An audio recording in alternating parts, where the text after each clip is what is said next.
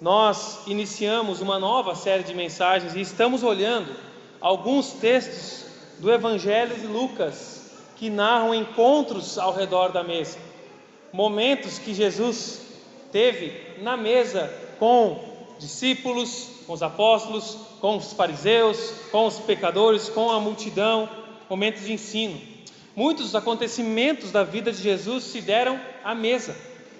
Estar na mesa combinava com o ensino de Jesus, com a oração, com a demonstração de poder, conversas, reuniões. A mesa foi e é um espaço privilegiado para a nossa convivência e para a formação de seguidores de Jesus, porque a mesa é reveladora.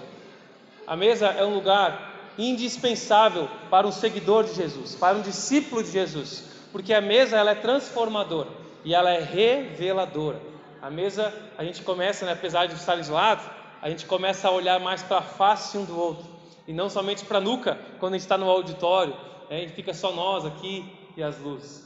E quando nós estamos reunidos à mesa, nós ficamos mais à vontade, mais familiarizados. Olha para o visitante, para o amigo, para o irmão que está na sua frente, dá uma boa noite para ele. Você conhece a pessoa que está na sua frente? Pergunta o nome dela, se você não conhece o nome dela. Se você não conhece o nome, pergunte o nome. Isso aí, fiquem à vontade. Nossos queridos irmãos prepararam os petiscos, já que para essa mesa não ficar só na toalha, tem uns petisquinhos aí.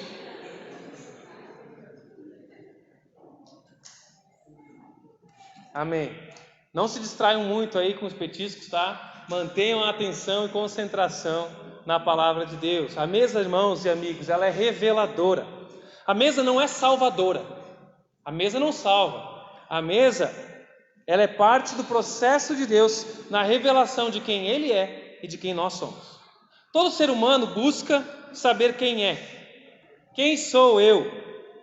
E todo ser humano coloca expectativa em algo ou alguém para definir a sua identidade. Como definir quem eu sou? Como definir quem eu sou? Eu sou um engenheiro. Isso é o que você faz. Será que isso é o que você é? Eu sou um pastor. Isso é o que eu faço. Ou será que isso é o que eu sou? Eu sou médico. Eu sou empresário. Isso é o que você é ou isso é o que você faz? Será que o que eu faço define o que eu sou? Até onde a minha identidade está ligada à minha atividade? Qual que é o limite disso? Existe uma dinâmica nessa busca por nossa identidade e existem três caminhos possíveis que todo ser humano na face da terra vai passar por pelo menos um desses caminhos. De uma maneira geral, a gente começa a nossa identificação de quem somos muito cedo, ouvindo nossos pais, ouvindo nossos avós, ouvindo a nossa cultura, e buscamos nos tornar aquilo que os outros esperam que a gente seja. Porque o papai, a mamãe, alguém diz que, nossa, como você é isso, é aquilo, isso vai nos impulsionando, e a gente busca ser aquilo que os outros esperam que a gente seja. Muitas pessoas carregam isso a vida inteira. Uma carreira, uma profissão, uma família, baseado no que os outros esperam que você seja. Às vezes, a pessoa não aguenta viver para suprir expectativas do outro e dá um basta, chega de suprir os outros. Isso acontece muito facilmente na adolescência, mas não é limitado somente a essa fase. Isso acontece com muitos adultos, acontece com crianças, acontece com idosos. Chega de querer suprir as expectativas dos outros. Eu vou ser quem eu quero ser. Eu vou ser quem eu quero ser. Então você deixa de seguir a influência do outro para seguir a sua própria influência. E apesar de você achar que está sendo autêntico, a sua influência é formada pela sua criação, pela sua formação, pelos seus referenciais, por a sua influência de formação. Mas você não quer mais suprir ou atender as expectativas do que os outros dizem. Você quer, não, eu que digo quem eu devo ser. Eu que digo o que eu sou, o que eu quero ser. E você começa a buscar em si. E muitas pessoas começam a se testar na vida. Trocar de carreira, trocar de interesse sexual, de outros experimentos, outras coisas na vida, testar opções, dar vazão a sentimentos, emoções e desejos, tentar se encontrar na vida. Já viu alguém tentando se encontrar na vida? Mas anda por caminhos, carreiras, escolhas que não satisfazem, não são suficientes para te darem realização, alívio, contentamento pleno em vida. Você gosta, mas parece que continua faltando algo. Você até gosta de algo que você experimentou, mas parece que continua faltando alguma coisa. Parece que você não está completo. Irmãos e amigos, nós não somos aquilo que os outros querem que sejamos, e nós não somos aquilo que eu quero ser. Não sou eu quem define. Preste atenção, se você tiver que sair com alguma coisa daqui, que seja isso, essa noite. Nós somos tudo aquilo que Cristo Jesus diz que nós somos. Nós somos tudo aquilo que Cristo Jesus diz que nós somos. A revelação de Cristo Jesus para nós, a referência de quem nós somos, não pode ser baseada no que os outros dizem, no que nós mesmos achamos que queremos, pois somos confusos em nossos sentimentos, desejos e emoções, mas no que Cristo diz, quem eu sou. A sua identidade não está escondida no seu eu interior. A sua identidade não está perdida em alguma sexualidade, e talvez é por isso que você não se sente pleno, porque você não está nas letras corretas das suas opções. A sua identidade não está ligada a isso. Não está esperando em alguma realização de casa própria, de formação, de emprego dos sonhos, de família dos sonhos, de filhos, de netos. Não é isso que guarda a sua identidade, mas somente em Jesus Cristo. A sua verdadeira identidade será revelada somente quando você buscar somente em Cristo. A sua verdadeira identidade será revelada somente quando você buscar somente em Cristo Jesus. Abra sua Bíblia em Lucas, capítulo 7.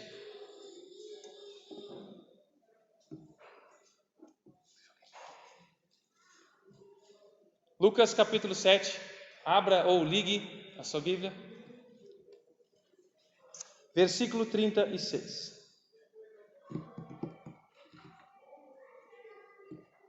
Nós vamos ler a partir do 36.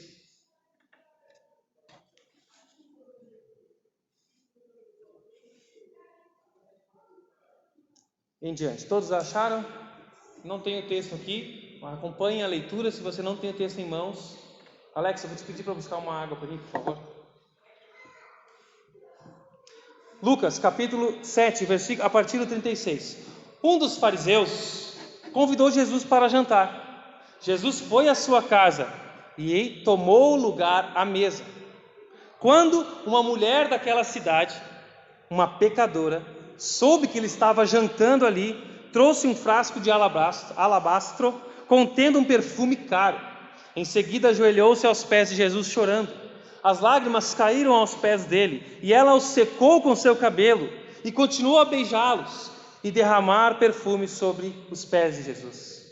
Quando o fariseu que havia convidado Jesus viu isso, disse consigo: se esse homem fosse profeta, saberia que tipo de mulher está tocando nele. Ela é uma pecadora.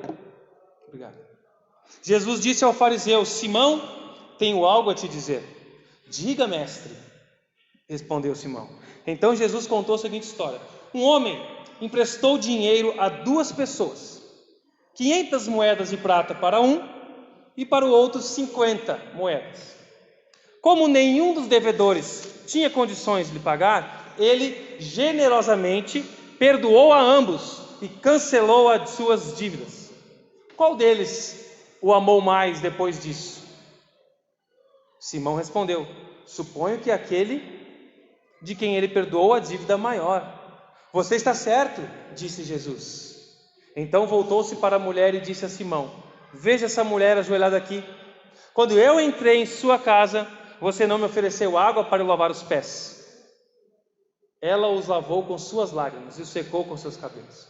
Você não me cumprimentou com um beijo, mas desde a hora de que entrei, ela não parou de beijar meus pés. Você não me ofereceu óleo para ungir minha cabeça, mas ela ungiu meus pés como um perfume raro. Eu lhe digo, os pecados dela são muitos, foram perdoados. E por isso ela demonstrou muito amor por mim. Mas a pessoa a quem pouco foi perdoado, demonstra pouco amor. Então Jesus disse à mulher: seus pecados estão perdoados. Os homens que estavam à mesa diziam entre si: quem é esse que anda por aí perdoando pecados? E Jesus disse à mulher: sua fé salvou, vá em paz. Vamos orar mais uma vez? Senhor Jesus, que o Teu Santo Espírito, a Tua palavra, Senhor, fale ao nosso coração, cative a nossa atenção, nos livre, ó Pai, de distrações, para que possamos ouvir a Tua voz e responder ao Teu chamado, no nome de Jesus. Amém. Um fariseu convidou Jesus para jantar. E isso soa muito amigável, né? Se um irmão aí te chamasse para jantar, você ficaria muito empolgado. Que legal, aquela pessoa está querendo ter um relacionamento comigo, vou jantar com ele. Mas o que acontece nessa passagem é muito distante de uma realidade presenciada por algum de nós.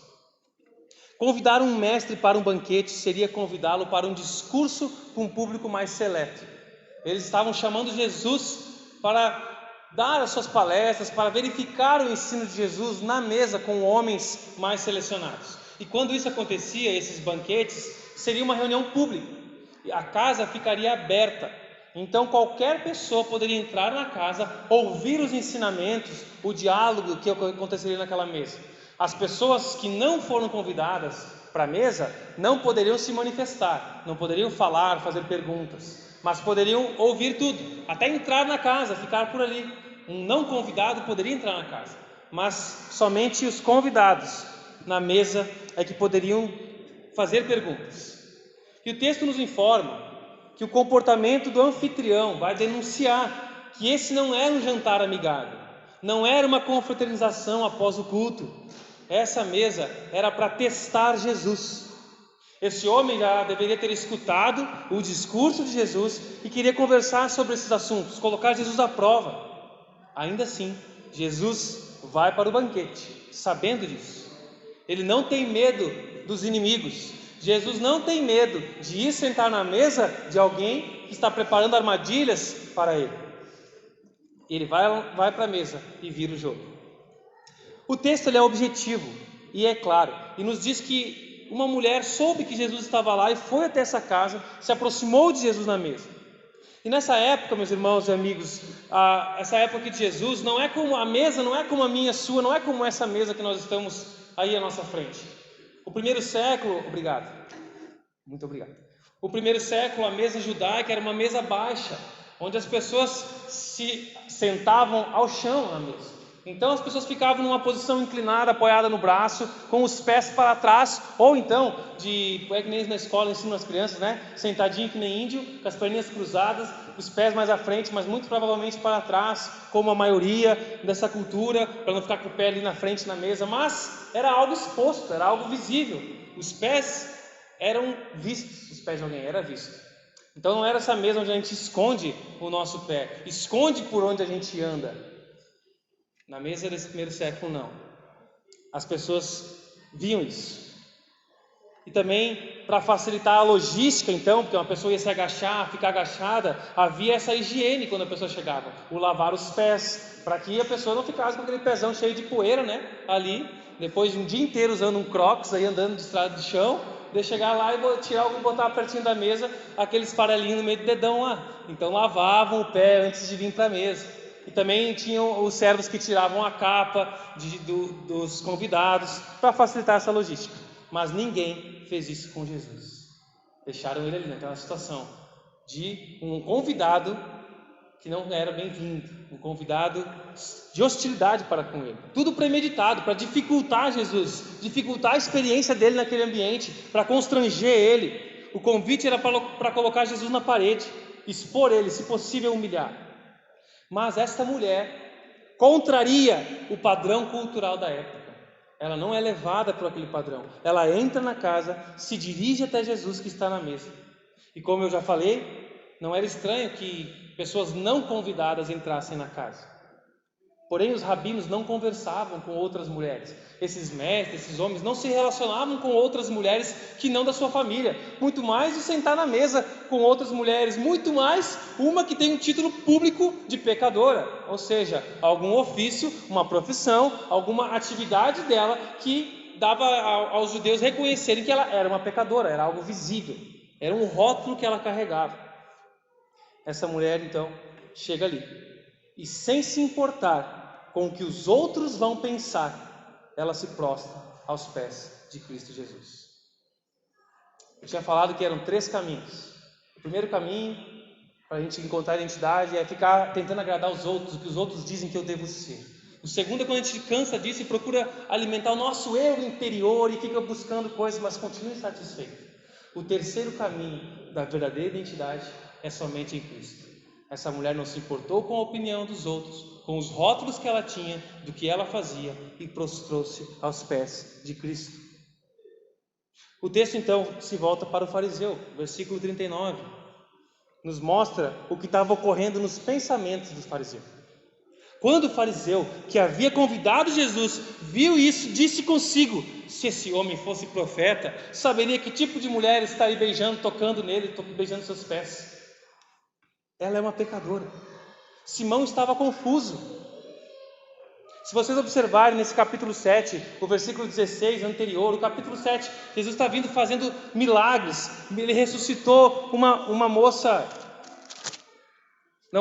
o filho de uma viúva, não era uma moça, era um homem, que tinha morrido, deu vida para ele, e as pessoas viram isso. O versículo 16, essa multidão diz: um poderoso profeta se levantou entre nós. E talvez Simão, acompanhando isso de longe, ouviu a multidão chamando esse poderoso profeta, começa: que tipo de discernimento tem esse profeta que se deixa se contaminar, se misturar com uma pecadora? Qual é o discernimento profético desse cara? Deve ser um impostor. Jesus então o chama pelo nome nessa hora: Simão. Meus irmãos e amigos, não existe conversa silenciosa o suficiente para que Cristo Jesus não ouça. Não existe pensamento que Cristo Jesus não ouça, que seja inescrutável para Ele, que Ele não conheça. Por mais que você converse consigo mesmo, por mais que você tente nos seus pensamentos fazer seus desdobramentos, Cristo Jesus escuta e sabe o que está na sua mente. Tenha certeza disso. Tenha certeza disso. Todas as nossas conversas sobre nós mesmos, ainda que ninguém escute, que ninguém ouça, Cristo está te escutando. Não tenha dúvidas. Jesus sabia o que aquele homem estava pensando. Talvez chamá-lo pelo nome não foi uma revelação ali, talvez Jesus sabia o nome. Para nós é, porque até então o nome desse fariseu não era apresentado, mas Jesus o chama pelo nome. Nós não sabíamos o nome dele, e Jesus do nada, aquele cara pensando ali tudo aquilo, Jesus do nada: Simão, eu tenho algo para te dizer. Quando eu li esse texto, estava estudando, eu me lembrei das cartas do Apocalipse, quando o mensageiro chama a igreja e diz, eu sei o que você tem feito. Eu sei o que você tem feito. Eu sei o que você tem pensado.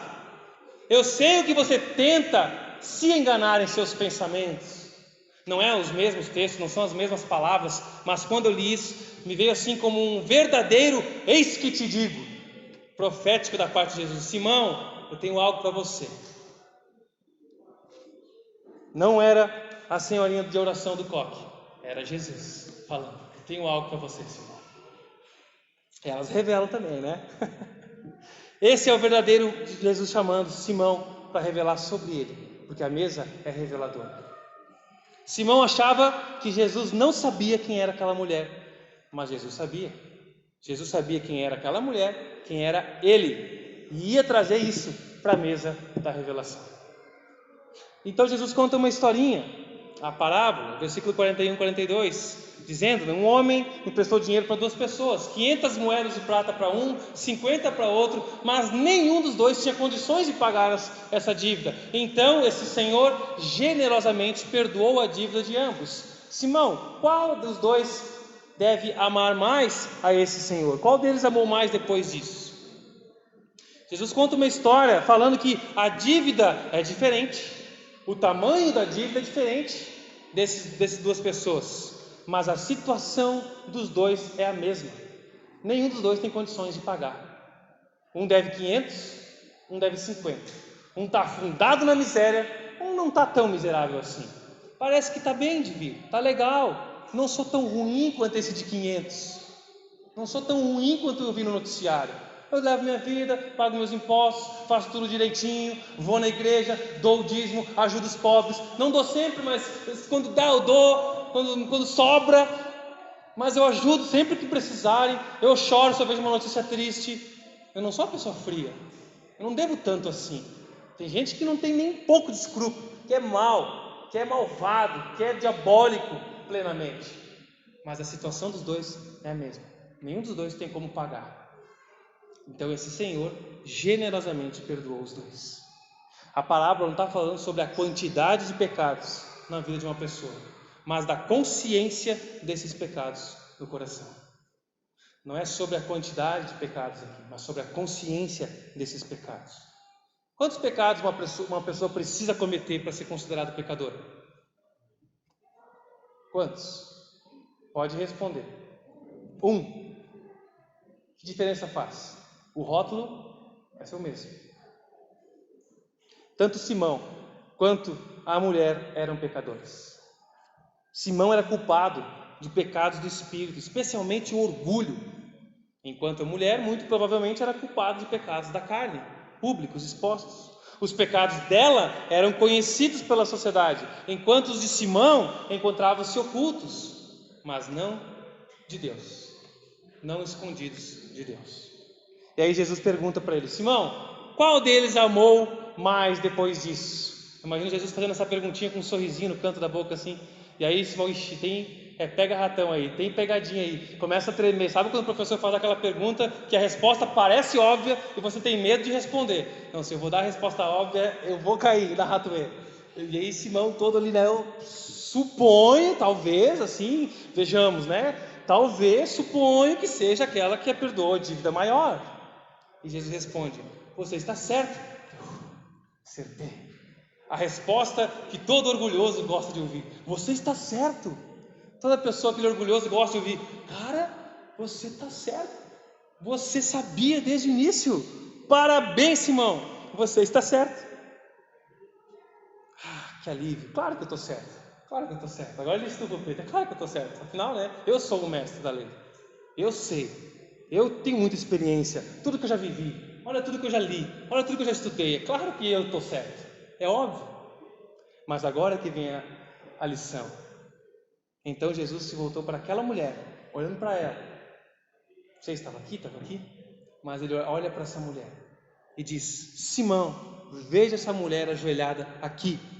Quando eu entrei na sua casa, você não me ofereceu água para lavar os pés, mas ela lavou com as lágrimas e secou com os seus cabelos. Você não me cumprimentou com um beijo, ósculo santo, mas desde a hora que eu entrei, ela não parou de beijar os meus pés.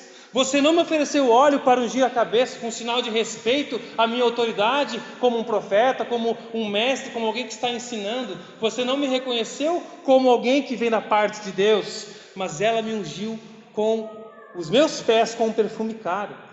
Eu lhe digo, Simão, os pecados dela, que são muitos, foram perdoados, e é por isso que ela demonstrou muito amor por mim. Mas a pessoa a quem pouco foi perdoado, demonstra pouco amor. Jesus revela diante de todos naquela mesa o tratamento mesquinho daquele fariseu para com ele, seu anfitrião. Simão não o tratou com as habituais evidências de hospitalidade da cultura, da época, com todas aquelas formalidades que todos sabiam que um convidado deveria ser tratado, um convidado de honra.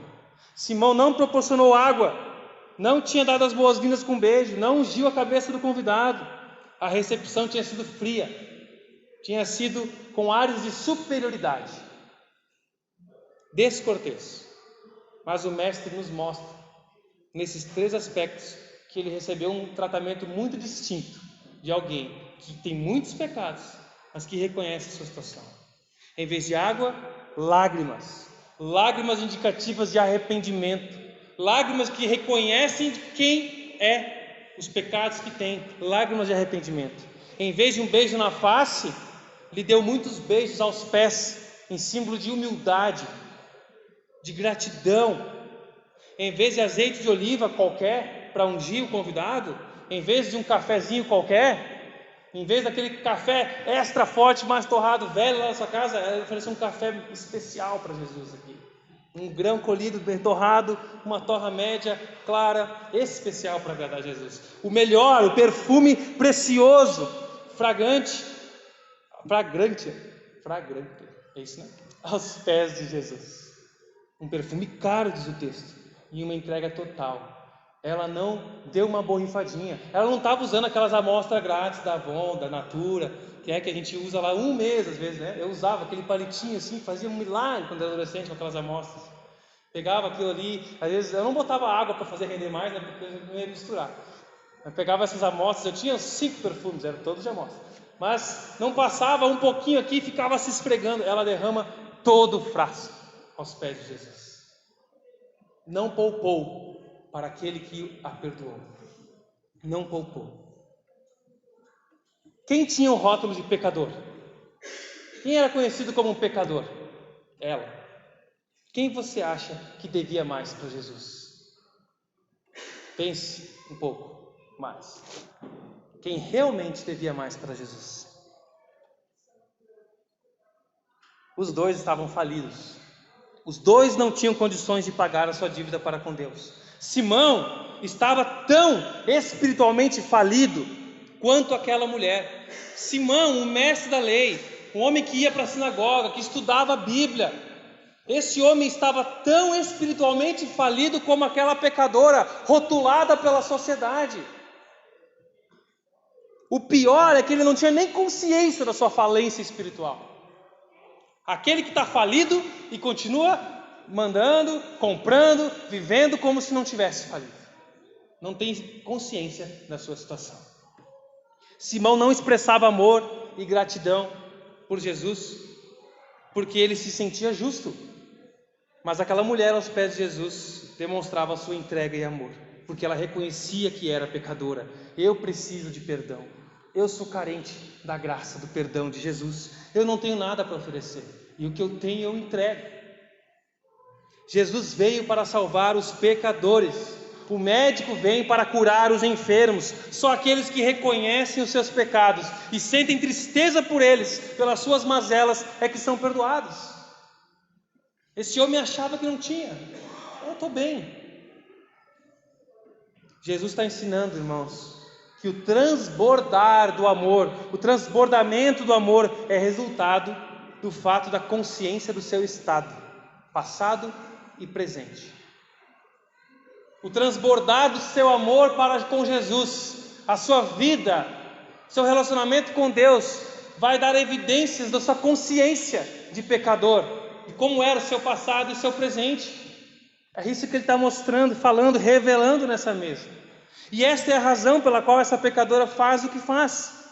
Se nós observarmos, irmãos, os paralelos entre os evangelhos, nós vamos ver que um pouco antes dessa ocorrência aqui, o texto de Mateus capítulo 11, 28, Jesus dá aquele famoso texto que vocês conhecem, onde Jesus diz: vinde a mim, todos vós que estão cansados e sobrecarregados, e eu vos aliviarei.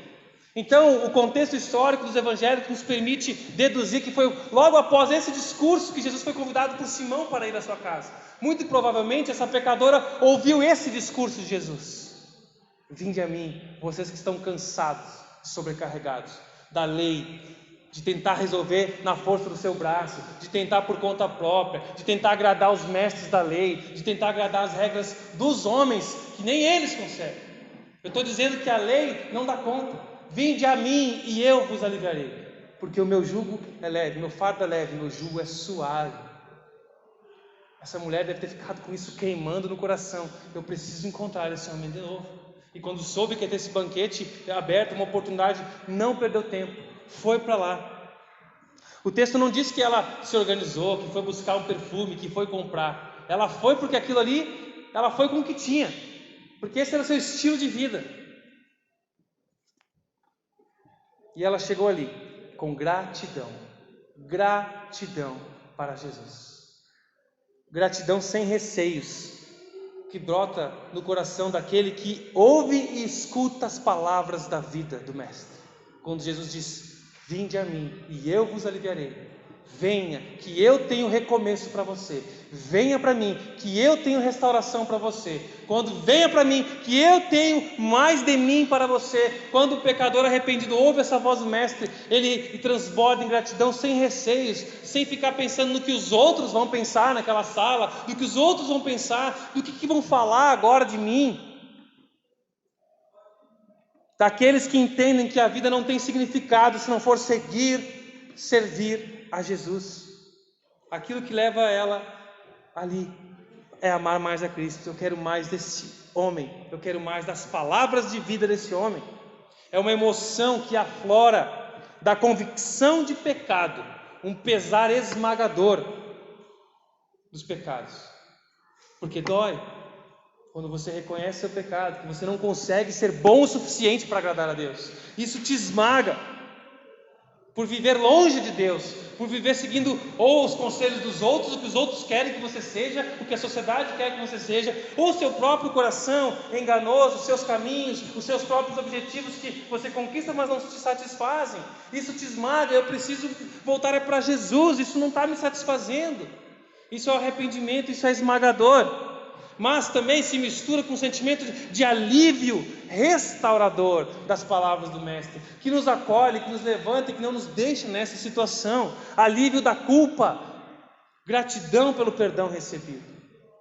Ela vai naquela casa sabendo que vai ter que enfrentar o olhar daqueles homens críticos, de uma sociedade crítica, que vai ter que encarar os caprichos desses homens, vai ter que ouvir cochichos sobre ela, aquelas conversinhas de corredor, o olhar daqueles que enxergam diferente de Jesus. Mas os olhos de Jesus sobre nós é que importam, meus irmãos. Aquilo que os outros querem para ela não importa, fica para trás, esses rótulos. Aquilo que eu gostaria, os prazeres, a maneira que eu queria conquistar minha vida, não importa. Eu vou servir ao meu Mestre, eu vou entregar a minha vida a Ele. É aqui que eu encontro alívio, é aqui que eu encontro descanso, é aqui que eu consigo dormir sem culpa na consciência. É com Jesus. Só quero Jesus, só quero Jesus. E ela cantou aquela música: só quero ter você. Ela cantou ali aos pés de Jesus, ela queria Jesus. Não importa o que vocês dizem de mim, o que importa é o que Jesus diz sobre mim. O quanto você deixa de buscar a Cristo, mesmo percebendo, ouvindo e entendendo Ele te chamar. O quanto você deixa de corresponder a Jesus, mesmo ouvindo Ele te chamar para uma vida de mais intimidade com Ele, mais próxima dEle. Dizendo: vem, meu filho amado, eu tenho mais de mim para você, eu tenho mais desfrute verdadeiro da vida ao meu lado. E a gente tapa os ouvidos e quer seguir a opinião dos outros, o que a cultura, o rótulo que nos colocam, o que o nosso coração enganoso nos motiva, e abafamos a voz do Mestre. Quanto você fica receoso pelo que os outros vão falar? Mas se eu virar crente, se eu me entregar para Jesus, o que vão falar? A minha família, meus amigos, e agora eu vou ter que fazer isso, eu vou ter que fazer aquilo? Não, Jesus não colocou para ela vai ter que fazer nada. Ela entendeu que ela foi perdoada, e isso é o melhor que ela precisa na vida dela. Agora o resto é resto, eu quero é seguir Jesus. Que tu quer que eu viva? As tuas palavras é que me dão vida. Jesus chama você ao arrependimento e a uma entrega para viver o novo com Ele. Mas por que aquela mulher carregava aquele perfume, talvez? Talvez porque ela usava aquele perfume para atrair homens para si.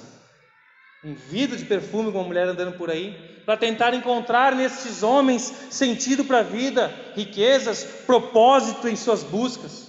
Aquele perfume era um símbolo do seu estilo de vida. Ela carregava com aquilo, ela não foi buscar para trazer aos pés de Jesus.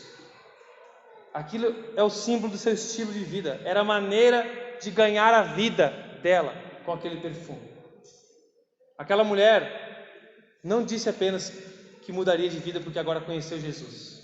Ela não disse lá quando Jesus: vinde a mim, vós que estáis cansados e sobrecarregados, eu vou, Jesus, eu vou aos teus pés. E aí depois, um dia eu disse que eu ia para Jesus. Ela foi de fato. Ela foi e demonstrou isso na sua vida. Derramou o seu caro perfume. E a motivação dela pode ser mais difícil de compreendermos, a motivação pela qual ela fez isso. Não vejo algo exclusivo no texto para dizer que a motivação dela, claro que é gratidão fazer ali, mas tem profundo significado derramar esse perfume caro, que era o seu estilo de vida, aos pés de Jesus. Ela despeja aos pés de Cristo o que talvez tinha maior valor para a vida dela. Ela despeja aos pés de Cristo porque aquilo que lhe atribuía rótulos e significado não tinha mais sentido. Ela não precisaria mais daquilo, ela não gostaria mais de carregar aquilo, não quer mais aquilo como seu rótulo, como seu estilo de vida. Então ela despeja aos pés de Cristo. E ela despeja aos pés de Cristo porque ela quer derramar aos pés dele a sua velha vida, a sua maneira de viver, para ter um novo com Jesus. Ela despeja aos pés de Cristo porque ela quer deixar com Ele aquilo que trazia para ela significado. Ela quer confiar nele. Senhor, se isso que me atribuía significado, se isso que garantia o meu pão, se isso que garantia a minha carreira, eu coloco aos teus pés. Eu derramo diante de ti. Por mais valioso que seja, eu derramo diante do Senhor. Aquilo era um ídolo para ela. No seu coração. Aquilo não revelava quem ela verdadeiramente é, mas um status que ela estava vivendo, de pecadora, distante de Deus. Mas aquilo não define ela. Aquele perfume, aquele rótulo não define quem ela é. Ela ouviu isso do Mestre, e ela confiou e abandonou esse estilo de vida aos pés de Cristo, para ser definida pelo que Ele diz quem ela é. E o que você insiste em acumular? O que você insiste em buscar para encontrar propósito, encontrar segurança e significado? No que ou em quem? Nos pais, nos filhos, na estrutura familiar, na carreira, no seu recurso, na sua poupança, na sua casa na praia, nos seus investimentos? No que você tenta encontrar propósito, segurança como um estilo de vida que vai te definir como alguém bem-sucedido? Nosso coração vai procurar de todas as formas, a partir da nossa criatividade e da nossa natureza, encontrar algo concreto para que possa se entregar de corpo e alma. E por isso que a sociedade é tão confusa, se entregando a tudo e a todos de corpo e alma, tentando encontrar significado, até mesmo na igreja, até mesmo na religiosidade, no ativismo gospel. Cristo te chama para confiar nele e somente nele. Derrame aos pés de Cristo Jesus aquilo que você quer usar para atrair os seus objetivos. Derrame aos pés de Cristo Jesus aquilo que você acha que vai atrair um bom estilo de vida. Coloque diante dele. Qual é o perfume que você insiste em carregar para encontrar propósito?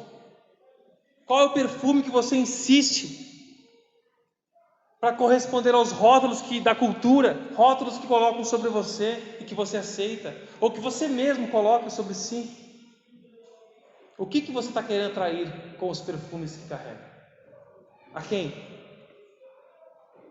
Derrame sobre os pés de Jesus. Jesus vai renovar esse perfume. Alguns a gente vai ter que abandonar de vez, largar tudo e nunca mais ir atrás desses perfumes. Há outros que precisam de ajuste na vida, que não são coisas ilegítimas que Jesus quer que você abandone por completo, mas que a maneira como você está usando, buscando e vivendo está te afastando dele. E você precisa dele nisso para reorientar os seus propósitos, a sua carreira, a sua maternidade, a sua paternidade. Talvez isso é bom, é saudável, mas sem Cristo Jesus pode virar uma maldição para você e para os seus filhos, para os seus pais, para a sua família. É Cristo Jesus quem reorienta e reorganiza a nossa vida. Derrame os seus perfumes aos pés de Cristo Jesus. Derrame aquilo que você tenta se apegar aos pés de Cristo. Entregue o seu estilo de vida a Ele. A mesa da reconciliação que nós falamos sábado passado nos leva para a mesa da revelação. Ela foi reconciliada pelo perdão dos pecados e buscou mais. E aquela mesa revelou sobre Simão, sobre ela, revela sobre mim, revela sobre você. A mesa da revelação. E quem recebe essa mensagem, no fundo do coração, se prostra aos pés de Jesus e celebra na mesa da gratidão. Ama mais quem tem consciência da graça de Jesus, do amor dele. Quando você acha que Jesus foi uma porta que você abriu na sua vida, você começa a olhar para os outros como Simão. Não, porque eu fui atrás de Jesus, eu procurei uma igreja e eu fiz isso. Você começa a olhar Jesus como uma porta que você abriu, e você tem méritos, e você fez algo para entrar ali, e agora está na mesa com Ele. Não, afinal de contas, olha, eu estou me esforçando, né? Esses caras aí que estão perdidos não estão se esforçando. E a gente vai lentamente tendo o mesmo raciocínio que Simão, porque eu estou seguindo a Deus, eu estou aqui na sinagoga, eu estou estudando, essa mulher é uma pecadora. Se ela abandonasse seus pecados, seu estilo de vida, se consagrasse, ela poderia ter uma vida melhor.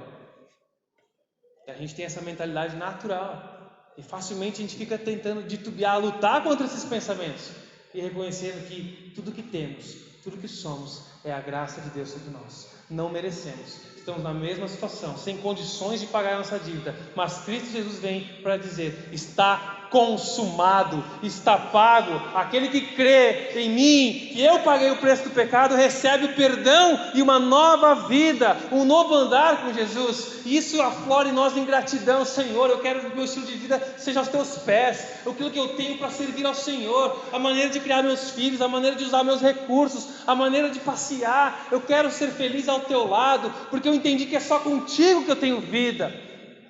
Isso vai aflorar, e a gente não vai mais olhar para as pessoas com esse olhar de Simão, com os nossos pensamentos: mas eu sou melhor que ele. Só Jesus. Nós não vamos dizer: eu estou na igreja, eu me esforço. Só Jesus. Só Jesus que nos leva à comunhão, à mesa uns com os outros. A mesa com Jesus não é uma mesinha de kitnet, que é só você e Jesus.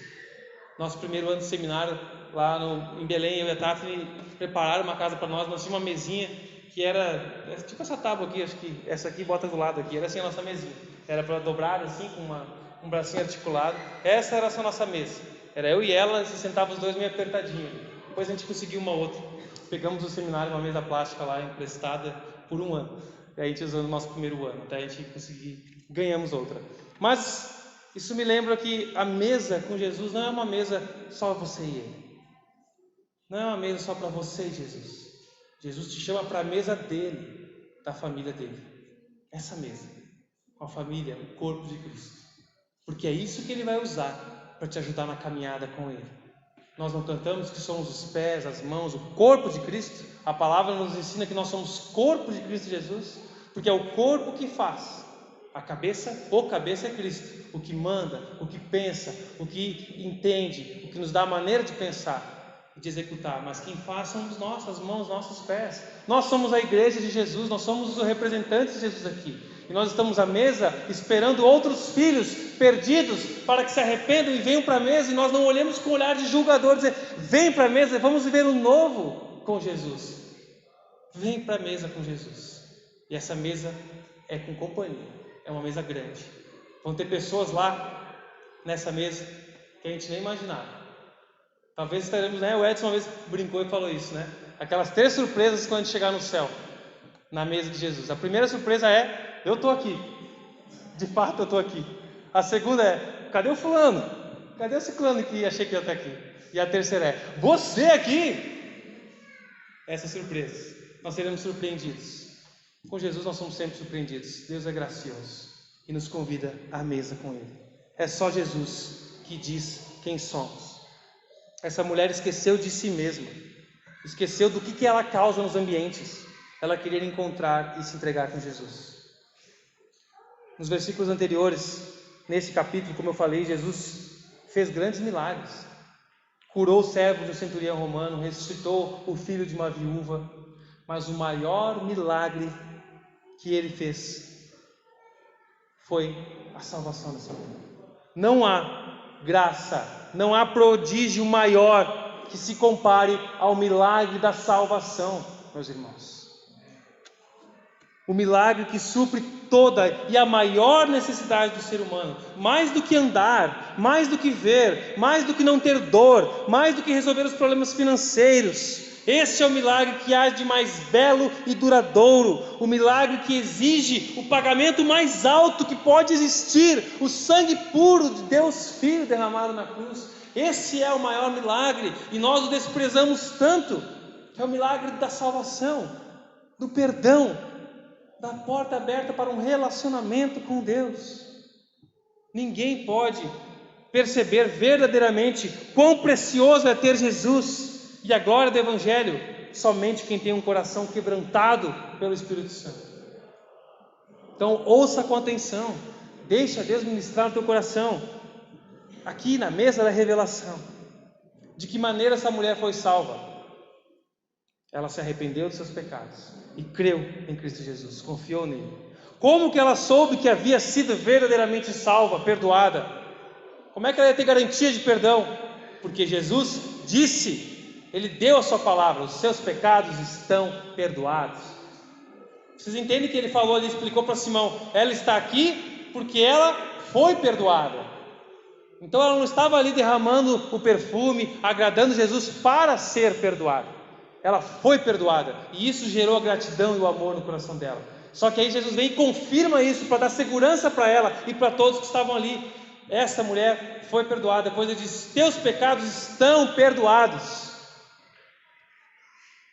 E qual foi a prova e a evidência da salvação? O seu amor por Cristo, expresso na devoção sacrificial. Pela primeira vez ela teve paz com Deus. Ela saiu de uma situação de inimizade, de inquietude do coração, um coração inquieto, um coração que está sempre procurando algo, e passou a desfrutar de paz com Deus. Ouça com atenção, meus irmãos, deixa Deus ministrar teu coração.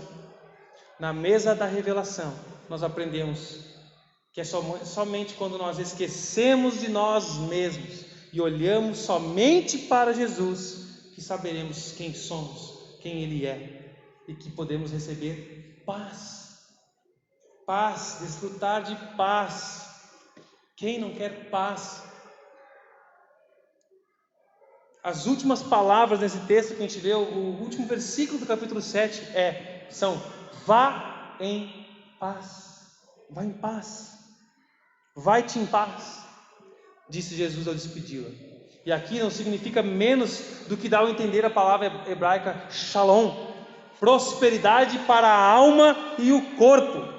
Essa paz é o sorriso de Deus para nós, refletido no coração de um pecador arrependido diante dele, redimido por ele, um refúgio na tormenta, um abrigo, um esconderijo seguro na rocha eterna que é Cristo Jesus.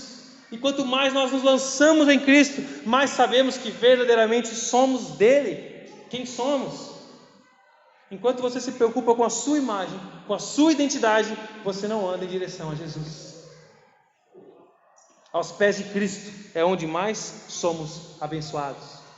Não aos pés de uma empresa, não aos pés de uma carreira, não aos pés de um emprego, não aos pés de uma faculdade, não aos pés de um marido, não aos pés de uma esposa, de um filho, de uma mãe, de uma poupança, de um perfume, mas aos pés de Cristo Jesus. Glória a Deus. Deus quer te dar paz. Deus quer ser a tua paz. Somente em Jesus Cristo você pode desfrutar de paz. No trabalho, na vocação, em casa, em toda a sua vida. Renda-se a Cristo Jesus e vive em paz. Renda-se a Jesus.